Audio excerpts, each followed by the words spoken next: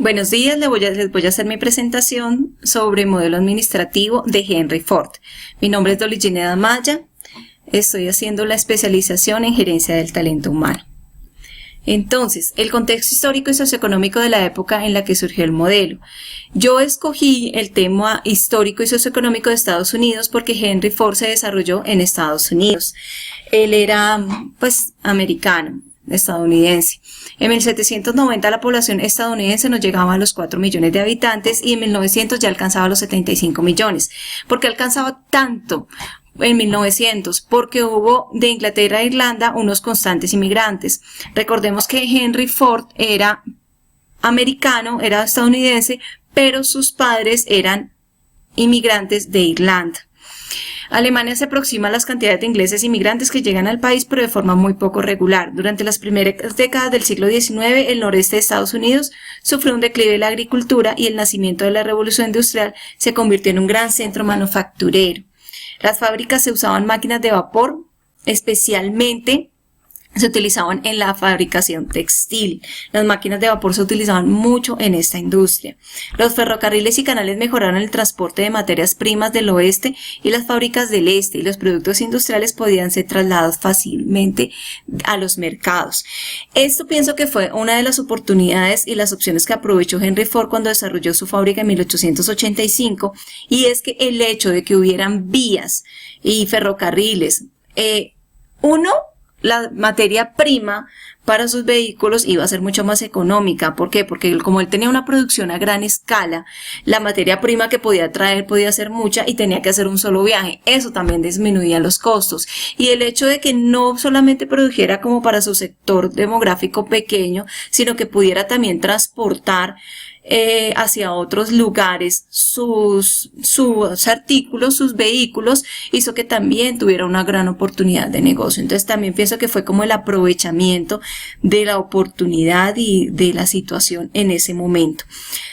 Recordemos también que los padres de Henry Ford eran agricultores y una de sus grandes preocupaciones era cómo ayudar al agricultor para poder, a través de la maquinaria, poder ayudarles en sus procesos más técnicos y más pesados.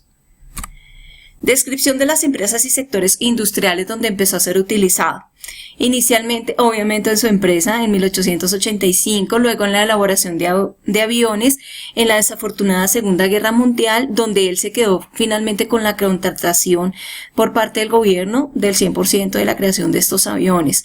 También en empresas como la Willys, la Studebaker, la Pierce Arrow, la White con la creación de camiones, la General Motors, la United Motors, con la Oldsmobile, la Cadillac, y también creó una gran oportunidad para la creación de piezas. ¿Por qué? Porque él dentro de sus vehículos empezó a crear piezas removibles, lo que nosotros llamamos repuestos. Entonces también le dio la oportunidad a otras empresas de creación de industria para que crearan esas partes. Las redes de ventas en un mercado donde la demanda y la oferta empezaban a equilibrarse se convierten en un esencial factor. Se vende un producto si existen puntos de venta en que se le puede adquirir. Esto pienso que también lo adquirió con el tiempo porque él también tuvo un tema, y es que hizo vehículos en gran número. Entonces eso hace que no mida el consumo de las personas y de lo que la demanda que había en ese momento, sino que se encargó solamente de ofertar. Ya poco a poco fue también entendiendo que podía hacer demanda de acuerdo, que podía ofrecer, de acuerdo a la demanda que hubiera. En 1899, todos los fabricantes americanos habían producido 2.500 coches. En 1920, gracias a la innovación que Ford crea, se acerca a los 2 millones de vehículos. Entonces vemos cómo en la transición de unos años, cómo fue de importante el sistema de cadena de Ford, que hizo que la producción de los vehículos y obviamente la oferta y la demanda aumentaran y que Ford se diera a conocer. Y en general, ¿por qué? Porque todas las empresas industriales manejan un sistema en cadena. Las empresas que hacen manufactura, las empresas industriales, todo su sistema funciona en base a un sistema de cadena que fue el que nos trajo Ford. mezclé estas 3 preguntas que son las principales representantes y aportes específicos del modelo, las principales premisas y elementos fundamentales del modelo y la descripción del tipo de técnicas y herramientas utilizadas por el modelo. ¿Por qué? Porque los aportes y los elementos del modelo pueden ser los mismos y las herramientas pueden ser las mismas. Entonces yo mezclé estas 3 preguntas porque finalmente si las separo vuelvo a repetir como la misma información. Entonces tenemos a los principales representantes Taylor, Toyota. Taylor, dentro de la información que está y que investigué, dice que Taylor y Ford nunca se vieron, nunca se conocieron como para trabajar en un mismo procedimiento ni un mismo proceso, pero que definitivamente sí Taylor trabajaba más el tema teórico y ya Ford se encargó del tema práctico. Toyota indiscutiblemente su sistema en línea tiene que ver mucho con su sistema de Ford, montaje en serie, cadena de montaje, un consumo masivo creado, una producción en serie, una reducción de costos.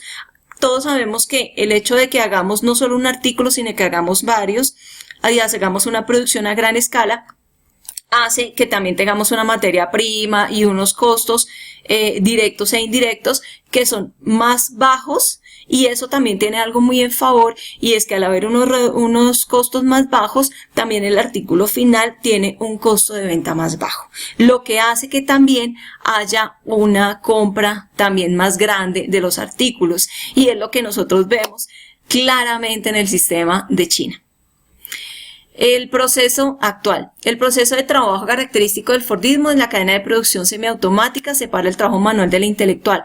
Él trabajó mucho en el tema de separar el tema operario al tema de mandos medios. Sí habla de una presidencia, pero habla de una sola presidencia, pero habla de muchos mandos medios que controlan como todo el tema operativo y la especialización del operario en sí. Y recalca mucho la importancia del trabajo medio, en donde el trabajo medio se debe sentar a pensar cómo sus procesos con los operativos deben mejorar.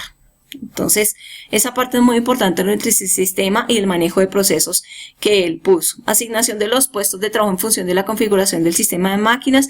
Este principio provoca en el obrero la pérdida de control del ritmo de trabajo, sometiéndose los operativos a una uniformidad del movimiento de las máquinas.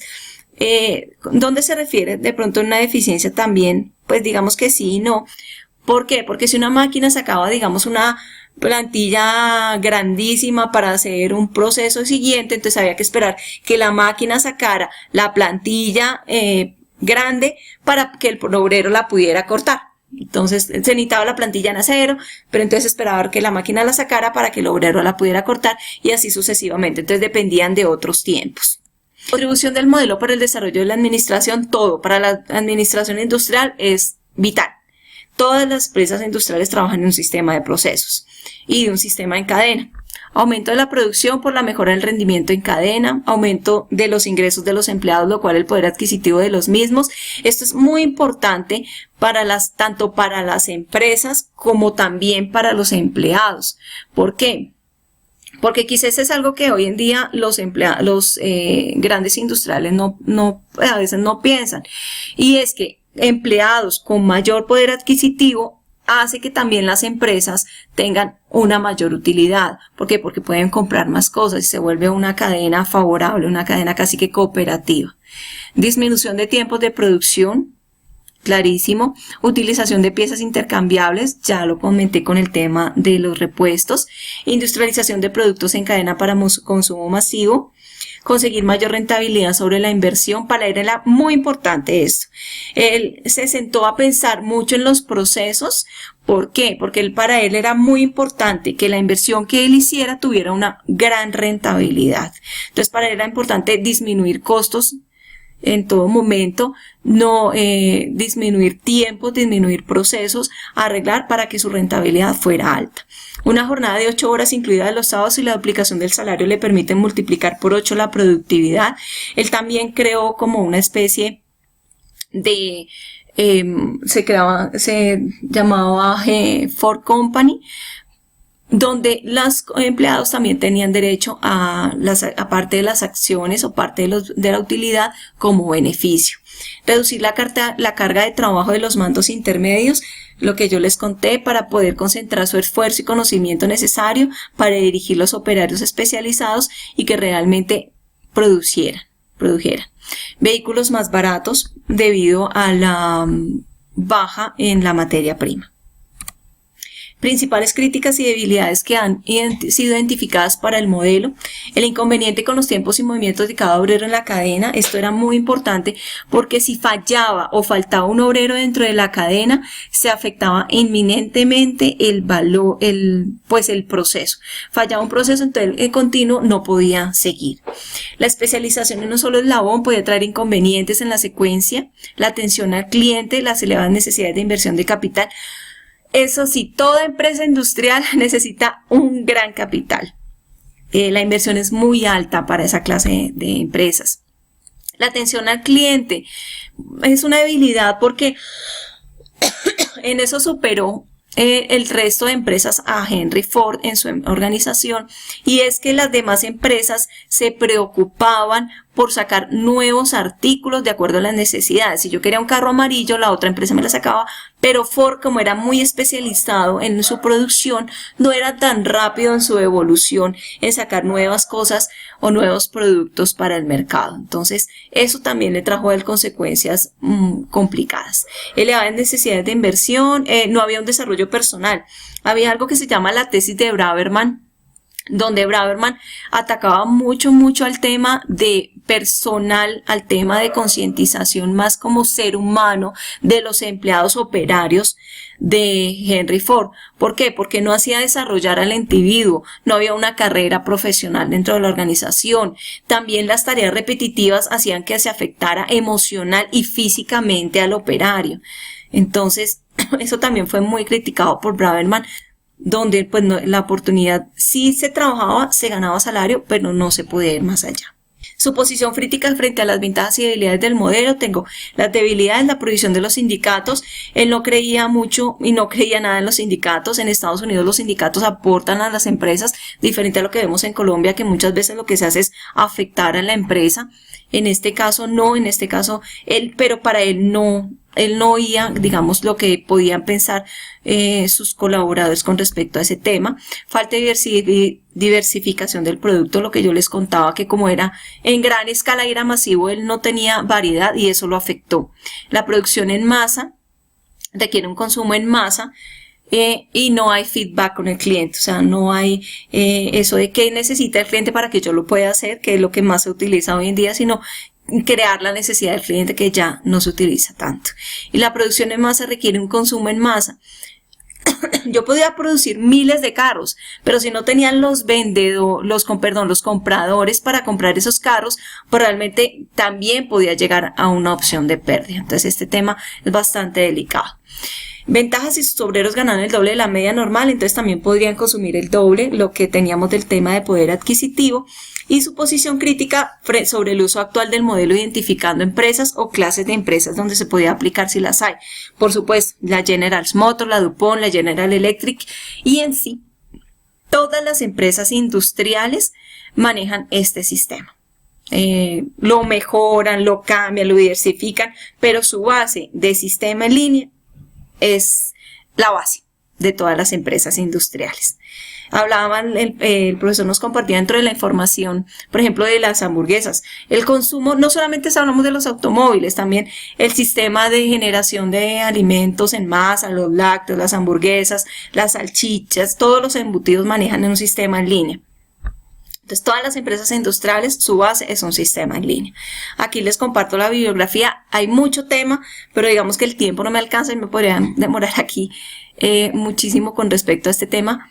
Pero les comparto la bibliografía donde hay mucho tema del tema de Fordismo, y les voy a hacer un vínculo adicional donde les voy a compartir una película de Charles Chaplin con el tema de industrialización, bastante interesante, que habla mucho sobre lo que yo les he contado de Henry Ford, y también habla pues del tema de la industrialización, cosas buenas, cosas malas y cómo funciona.